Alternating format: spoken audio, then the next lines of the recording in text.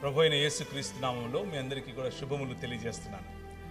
మరి చాలా సంతోషంగా ఉంది మిమ్మల్ని కలవటం, చాలా ఆనందంగా ఉంది. అలాగే దాంతోపాటుగా నేను స్టారీకి ఒక మాట చెప్పాను, మీ తమ్ముడు మంచి ప్రీచరు, మంచి టీచరు, మంచి పాటలు బాగా పాడుతున్నాడు, ఈస్ ఎ గుడ్ సింగర్ అని చెప్పాను.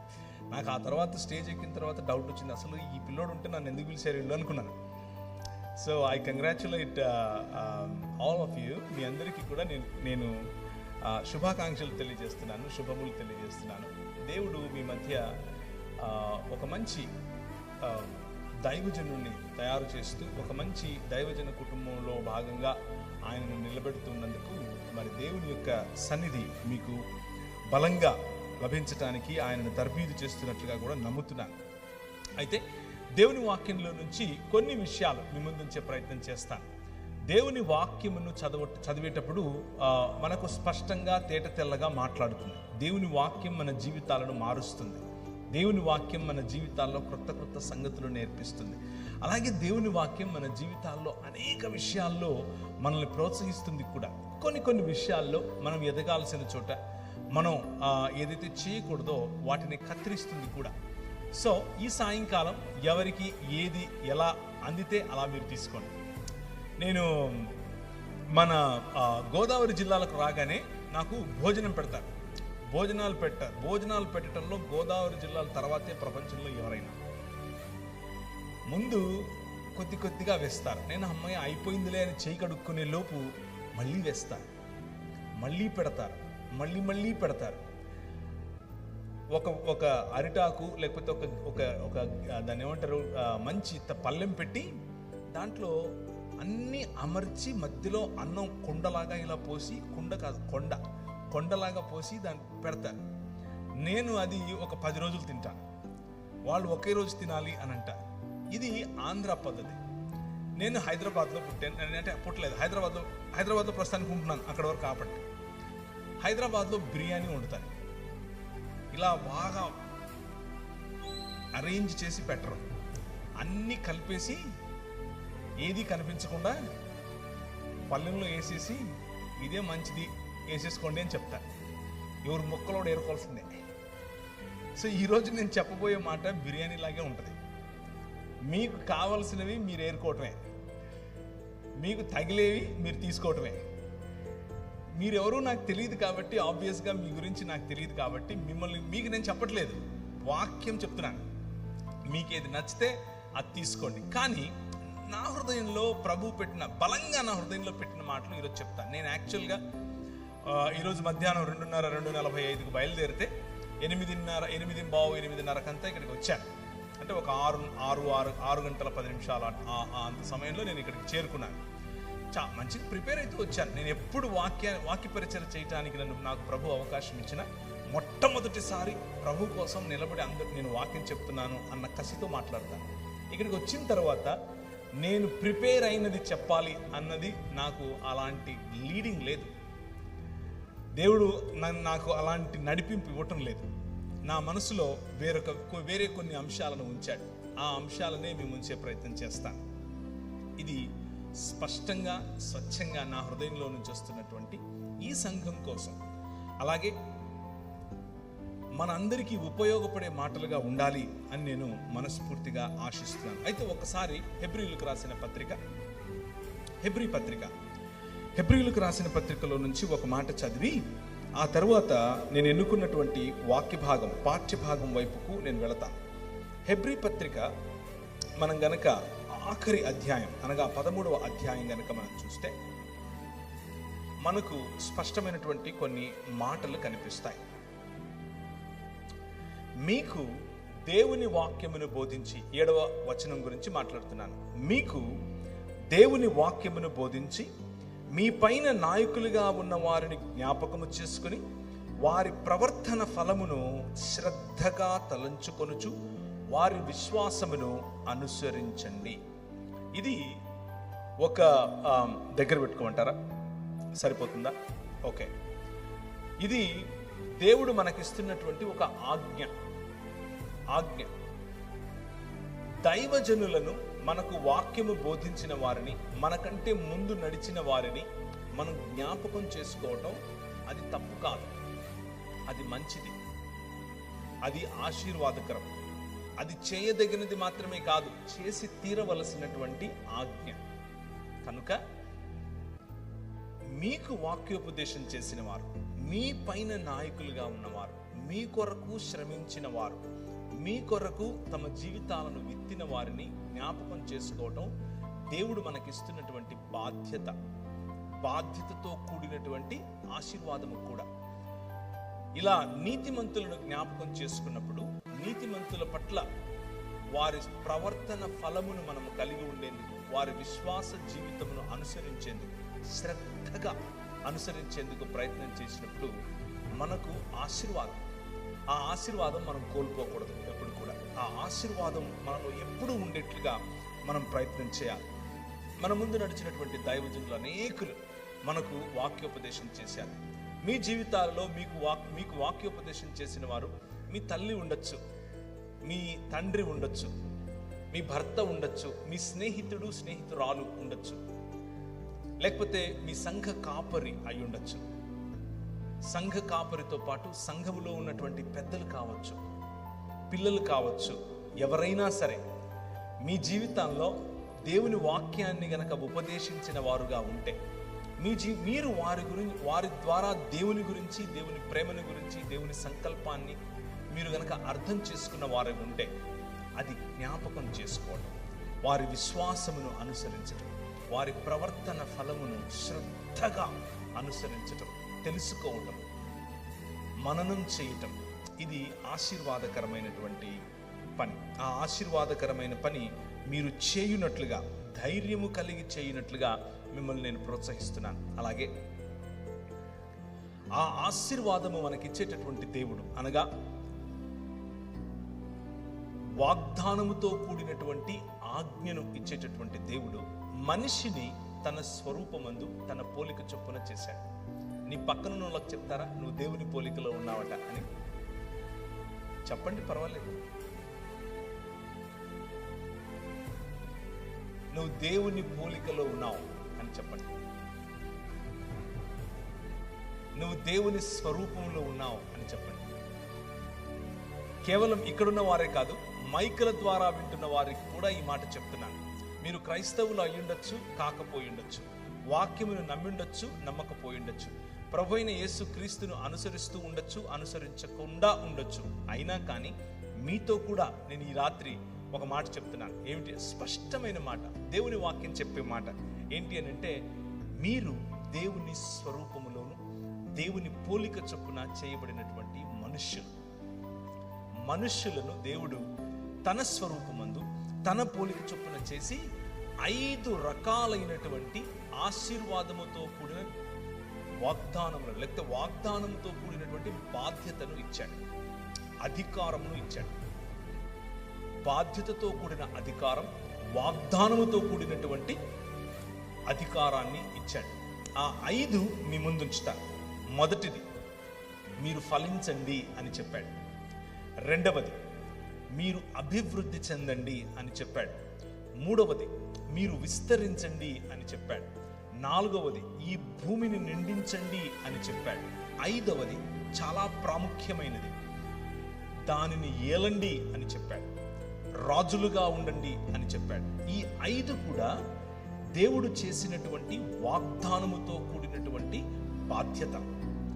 ఫలించటం నీ బాధ్యత, అభివృద్ధి చెందటం నీ బాధ్యత, విస్తరించటం నీ బాధ్యత, భూమిని నిండించటం నీ బాధ్యత. అలాగే దానిపైన తల్లిదండ్రులను పోలినటువంటి రాజ్యం చేయటం నీ బాధ్యత. దేవుడు మనిషిని తన స్వరూపమందు తన పోలిక చొప్పున చేసి భూమి ఆకాశములు అనేటటువంటి ఒక మందిర నిర్మాణం చేసి, ఆ మందిరములో తన ప్రతినిధిగా, తన ప్రతిమగా మరియు తన ప్రతిబింబంగా ఉంచాడు. 3 పదాలు: తన ప్రతినిధిగా, తన ప్రతిమగా మరియు తన ప్రతినిధిగా లేదా ప్రతిబింబంగా ప్రాణ ప్రతిష్ఠ చేసి ఆ ఆలయంలో ఆ ప్రాణ ప్రతిష్ఠ చేసినటువంటి మనిషిని ఉంచాడు. నువ్వు ఏలు అన్నాడు. నాకు ప్రతిగా, నాకు యాజ్ ఎ రిప్రజెంటేటివ్, నా ప్రతినిధిగా, నా ప్రతిబింబముగా, అలాగే నా స్వరూపము, నా పోలిక చొప్పున ఉన్నావు కాబట్టి నా ప్రతిమగా ఈ ప్రపంచాన్ని ఏలు అని చెప్పాడు. ఇది మనకి ఇవ్వబడినటువంటి బాధ్యతతో కూడినటువంటి ఆశీర్వాదం. ఆ బాధ్యతతో కూడిన ఆశీర్వాదాన్ని మీకు ఒకసారి గుర్తు చేస్తున్నాను. సంఘముగా, రూపాంతర సంఘముగా పిలువబడుతున్నటువంటి మీరు, రూపాంతర సంఘముగా ఒక చోటికి వచ్చినటువంటి మీరు, రూపాంతర సంఘముగా నిర్మించబడుతున్నటువంటి మీకు దేవుడిస్తున్నటువంటి బాధ్యతతో కూడిన వాగ్దానం ఏమిటి అనంటే, మీరు ఫలించే సంఘముగా ఉండండి, మీరు అభివృద్ధి చెందే సంఘముగా ఉండండి, మీరు విస్తరించే సంఘముగా ఉండండి, మీరు భూమిని నిండించే సంఘముగా ఉండండి, అలాగే మీరు రాజ్యమేలేటటువంటి సంఘముగా ఉండండి. ఇది దేవుని పిలుపు. ఇది ఆదికాండం 1వ అధ్యాయంలో నుంచే మీకు చెప్తున్నాను. కొత్త విషయాలేవి కాదు, మీరు ఎప్పుడు చదివేవి. అది మన పిలుపు. అయితే దేవుడు ఏర్పరిచినటువంటి ఈ మందిరములో, అనగా భూమి ఆకాశములు అనే ఈ మందిరములో ఏర్పరిచినటువంటి మీకు దేవుడిచ్చినటువంటి బాధ్యతను మనిషి మరిచిపోయి, మనిషి తిరస్కరించి దేవునికి దూరమయ్యాడు. దూరమైనటువంటి దేవుడు తన సొంత ఆలోచనలతో అభివృద్ధికి, ఫలితానికి, లేకపోతే ఫలానికి, విస్తరించటానికి, భూమిని నిండించటానికి మరియు రాజ్యమేలటానికి సొంత నిర్వచనాలు కట్టుకున్నాడు. దాని కారణం చేత అభివృద్ధి చెందటం అనంటే డబ్బు సంపాదించటం అనుకుంటున్నాడు. అభివృద్ధి చెందటం అనంటే ఇంకో 10 మందిని కలుపుకోవటం అనుకుంటున్నాడు. విస్తరించటం అనంటే అన్ని ఊళ్ళలో నేనే ఉండాలి అని అనుకుంటున్నాడు.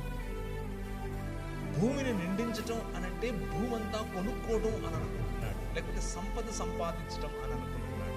రాజ్యమేలటం అనంటే అవతలి వాడి హక్కులు హరించటం అని అనుకుంటున్నాడు.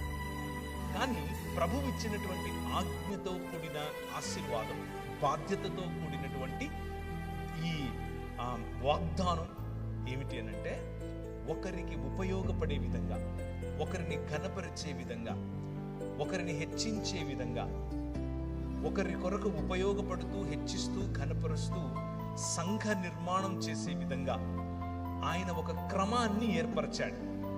ఈ ప్రపంచంలో ఆయన ఒక క్రమాన్ని ఏర్పరిచాడు.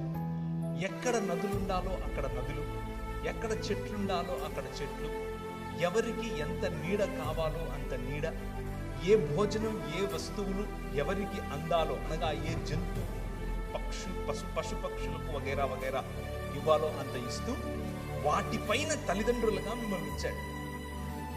మన బాధ్యత మనకు ముందు నడిచిన వాక్యమును నేర్పించి, మన ముందు వాక్యోపదేశకులుగా, నాయకులుగా మన పైనున్న వారి యొక్క శ్రద్ధగా వారి జీవన విధానాన్ని, వారి విశ్వాసమును అనుకరించడం, అలా అనుకరించే క్రమంలో వచ్చేటటువంటి ఆలోచనలు. బ్లెస్సింగ్ అదర్స్, నీ పొరుగువాడిని ఆశీర్వదించడం, నీ పొరుగువాడి కోసం ఒక క్రమాన్ని ఏర్పరచడం, నీ సమాజములో క్రమమైనటువంటి సమాజముగా దాన్ని తీర్చిదిద్దడం, నీ సమాజమును విస్తరింపచేయటం, నీ సమాజములో దేవుని ముఖకాంతి వెలిగే విధంగా నీ జీవితాన్ని మలుచుకోవడం. దేవుని ముఖకాంతి వెలగటం అన్న విషయానికి రూపాంతర సంఘము అన్నదానికి చాలా కనెక్షన్ ఉంది. రూపాంతర దేవాలయం. ఒకరోజు ప్రభువైన యేసుక్రీస్తు తన శిష్యులను తీసుకుని ఒక కొండ మీదకి వెళ్ళాడు. ఒక కొండ మీదకి వెళితే ఆ కొండ మీద చూస్తూ ఉండగానే పేతురు, యాకోబు, యోహాను, ఆంద్రేయ వగైరా వాళ్ళు ఒకవైపు కూర్చుని చూస్తూ ఉండగానే ఆయన రూపాంతరము చెందటం చూస్తారు. రూపాంతరము చెందటం చూసినప్పుడు చాలా భలే అనిపించింది. నేను ఇక్కడే ఉండిపోతాను అని అనుకున్నాడు. పేతురు అన్నాడు, ఇక్కడ నీకొక పర్ణశాల, నాకొక పర్ణశాల. ఏలియా దిగొచ్చాడు, ఏలియాతో మాట్లాడుతున్నాడు, దేవదూతలు వచ్చి ఆయనకు పరిచారం చేస్తున్నారు. అబ్బా భలే ఉంది, what a blissful experience is this అని అనుకున్నాడు. ఎంత సమాధానకరమైన, ఎంత దేవుని రాజ్యమును అనుభవించేటటువంటి ఈ అనుభవం ఇది. ఈ అనుభవంలో ఇలాగే ఉండిపోతే ఎలా ఉంటుంది అని అనుకున్నాడు. రూపాంతరం చెందినటువంటి ఆ కొండ మీద దేవుని వాక్యం మార్కు సువార్తలో ఎలా రాసిందంటే, ఈ లోకమందు చాకలియు అంత చలువగా చేయలేడు అన్నట్లుగా తన వస్త్రముల గురించి తగతగ మెరిసిపోతున్నాయి అన్నట్లుగా రాశాడు. అలా రూపాంతరము చెందినటువంటి ప్రభువును చూసి ఆనందించినటువంటి పేతురు, అదే పేతురు పత్రిక రాస్తూ ఏమంటున్నాడంటే, నేను ఆయన గురించి, తండ్రి అయిన దేవుడు, ఈయన నా ప్రియకుమారుడు, ఈయన మాట వినండి అని చెప్పినప్పుడు నేను విన్నాను, నా చెవులారా విన్నాను, ఆయనను చూశాను, నేను దాన్ని అనుభవించాను, ఆయన్ను తాకాను. కానీ అంతకంటే గొప్పదైన, ఆ అనుభవానికంటే గొప్పదైనటువంటి ప్రవచన వాక్యము నీ చేతిలో ఉంది. ఒకసారి నీ బైబిల్ చూపిస్తావా? అంతకంటే గొప్పదైనటువంటి ప్రవచన వాక్యము నీ చేతిలో ఉంది. This is what transforms you. Transformation, రూపాంతరమునకు మరియు రూపాంతరము చెంది, లేకపోతే మెటమార్ఫోసిస్, పునరుత్థానానికి ఉన్న తేడా అది. రూపాంతరము అనుభవంతో మొదలవుతుంది, కానీ ఆ రూపాంతరము రోజు రోజుకు క్రమములో పెరిగినప్పుడు ఒకానొక రోజు మనం పునరుత్థానం చెందుతాం. మన సృష్టి పునరుత్థానం చెందుతుంది. ప్రభువు ఇచ్చినటువంటి 5 రకాలైనటువంటి ఆజ్ఞలతో కూడినటువంటి బాధ్యత, ఆజ్ఞలతో కూడినటువంటి ఆశీర్వాదమును మనము నిజమైన మనుష్యులుగా ఈ ప్రపంచంలో జరిగించాలి అని ఆయన అనుకుంటే, మనం అలా జరిగించక అంధకార సంబంధమైన దురాత్మ సమూహముల చేత చిక్కుబడి, అంధకార సంబంధమైన దురాత్మ సమూహములు ఇచ్చేటటువంటి అనుభవం, రుచి, చూపుకు ఇంపుగా కనిపించటం వగైరా వగైరా ఆకర్షణలకు లోనైన కారణం చేత దేవుణ్ణి తిరస్కరించి దేవునికి దూరమయ్యాం. దూరమైనటువంటి సమాజం ఏర్పరచుకున్నటువంటి సిస్టమ్స్, ఆ సమాజం ఏర్పరచుకున్నటువంటి వ్యవస్థలు, ఆ వ్యవస్థలు రోజు రోజుకు మనిషిని క్షీణింపచేసి లెస్సర్ హ్యూమన్ బీయింగ్, లేకపోతే డీహ్యూమనైజ్ చేస్తూ వచ్చాయి. అలా డీహ్యూమనైజ్ చేస్తూ వచ్చినటువంటి ఈ ప్రపంచంలోనికి నీ చేతనున్నటువంటి ఈ వాక్యం ప్రపంచాన్ని రూపాంతరము చెందించటానికి, సమాజములను రూపాంతరము చెందించటానికి, మనుష్యులను రూపాంతరము చెందించటానికి, అనుభవాలను రూపాంతరం చెందించటానికి, సంబంధాలను రూపాంతరం చెందించటానికి మీ చేతికి ఇచ్చాడు. ఈ వాక్యాన్ని మనం గమనిస్తున్నాం. అయితే ఈ వాక్యంలో ఒక చక్కటి మాట మీకు వినిపిస్తుంది. అదేమిటి అనంటే, నిత్య నిబంధన. ఈ రూపాంతరము కొరకు చేసినటువంటి నిబంధన. దేవుడు మనుష్య సమాజానికి, మనుష్యులను రూపాంతరము చెందించటానికి ఒక నిబంధన చేశాడు. ఆ నిబంధనను 5 రకాలుగా బైబిల్ గ్రంథం మనకు చెప్తుంది. 5 ఆశీర్వాదముతో కూడినటువంటి ఆజ్ఞలను నేను మీకు చూపించాను. మొదటగా 5 రకాలుగా ఒకే నిబంధన మన మధ్యకు రావటం, సృష్టి క్రమం మొదలుకొని ఇప్పటి వరకు మానవ చరిత్రలో జరిగినటువంటి గమనం ఇది. దాన్ని మీకు వివరిస్తాను. మనిషి యొక్క ప్రయాణం. చాలా మంది మనిషి యొక్క ప్రయాణం ఏమనుకుంటారంటే, అలా పుడతాడు, ఇలా చనిపోతాడు, చనిపోయిన తర్వాత ఏదో లోకానికి వెళ్ళిపోతాడు. ఇది సాధారణంగా మత ప్రాతిపదికన ఉన్న వాళ్ళ యొక్క ఆలోచన విధానం. అందులో కొద్దో గొప్ప సత్యం లేకపోలేదు. కానీ బైబిల్ గ్రంథం చెప్పేటటువంటి సంపూర్ణ సత్యాన్ని ఈరోజు మీకు చెప్పే ప్రయత్నం చేస్తాను. 5 రకాలైనటువంటి ఒకే కావనెంట్, ఒకే నిబంధన, రూపాంతరము కోసం రూపింపబడినటువంటి నిబంధన 5 రకాలుగా 5 సమయాలలో మానవ మనుగడలోనికి రావటం మనం గమనించాలి. మొదటిగా ఆదికాండములోనే మనుషులు విస్తరించి, ఫలించి, భూమిని నిండించి, కానీ వారి నగర నిర్మాణం చేసుకుని సంబంధాలను కోల్పోయి, మనుషుల మధ్య మనుషులు, ప్రపంచాలు, సంబంధాలను మనుషులను కోల్పోయేటువంటి మనుషులుగా తయారై, స్వంత సహోదరులను చంపిన తర్వాత కయ్యూను వెళ్ళి నగరాలను నిర్మించుకుంటూ ఉంటే, ఎందుకు అంటే ఎవరి నుంచి భద్రత?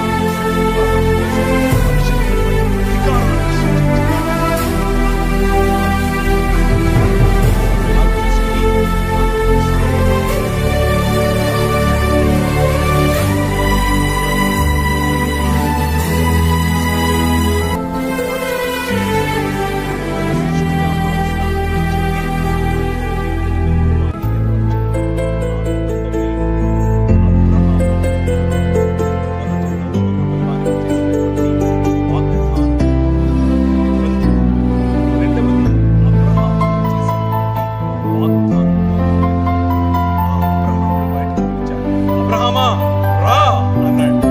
ఆయన తన ఇంటి వారిని తన ఈ ద్వారా ఒక రాజ్యాన్ని కడతాడు. రాజ్యాన్ని తమలో పునరుద్ధరిస్తాడు.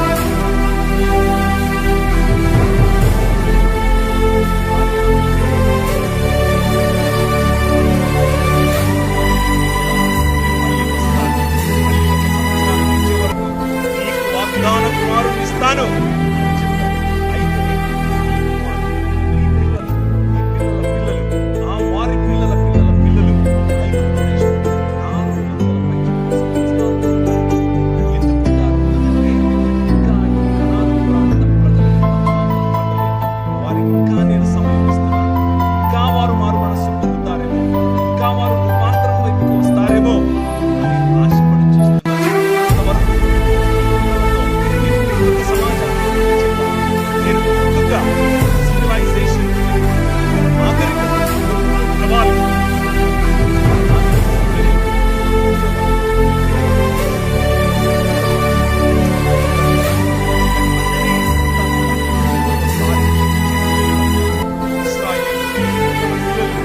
పిల్లల పిల్లలు ఫలించారు, విస్తరించారు, భూమిని నిండించారు, అభివృద్ధి చెందారు. ఈ లోక సంబంధమైనటువంటి దేవత, ఈ లోక సంబంధమైనటువంటి అంధకార సంబంధమైన దురాత్మ సమూహముల చేత చిక్కబడినటువంటి రాజ్యములో బానిసలైపోయారు. అన్ని ఎక్కువ